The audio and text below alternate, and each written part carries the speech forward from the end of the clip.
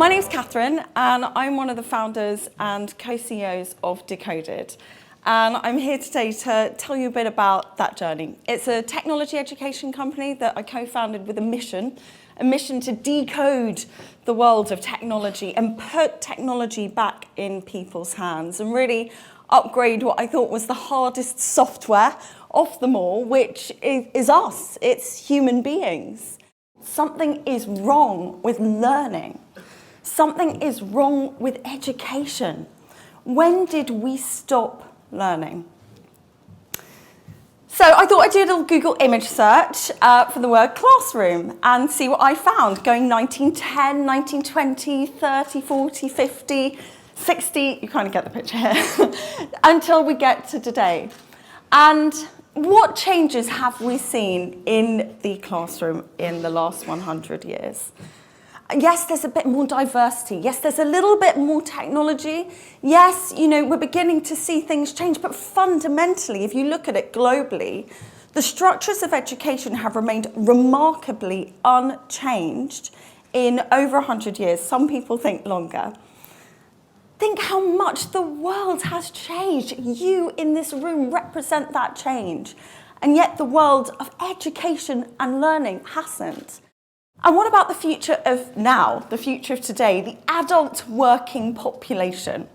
So you may have seen this report. It came out in around 2014 out of Oxford University, very well publicised, predicting that 50% of the adult working population could be easily replaced by machines in the next 10 years. So we have a choice, really. We can say, right, we're going to write off 50% of the adult working population, or we can say, no. It is time to start learning again. We can upskill, reskill, and make these 50% of the people relevant for the future. And what about when you enter the world of work? So we've been working with, upward of 5,000 different businesses globally, and we get to open up the bonnet on those businesses and see what technology is happening within them. And from our observations, most of the world of work is currently being run on two technologies.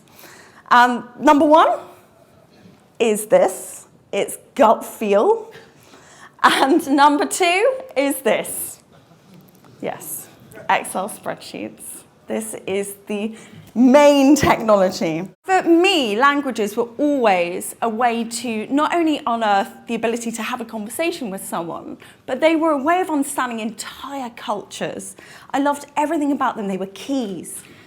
And then in 2011, I discovered there was a new language in town.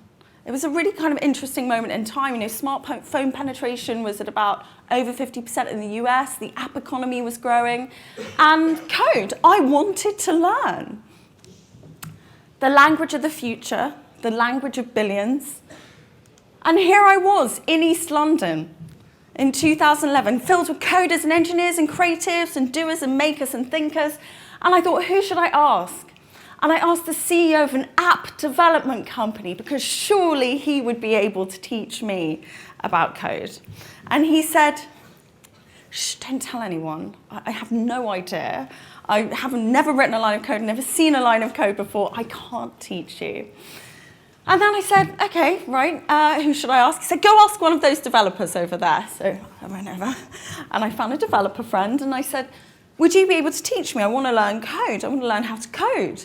And I want to learn really quickly, by the way. I'd like to learn code in like a week or a day. And he laughed. He just said, Kathryn, you studied Latin. You could never possibly understand this stuff. It takes an entire lifetime to learn.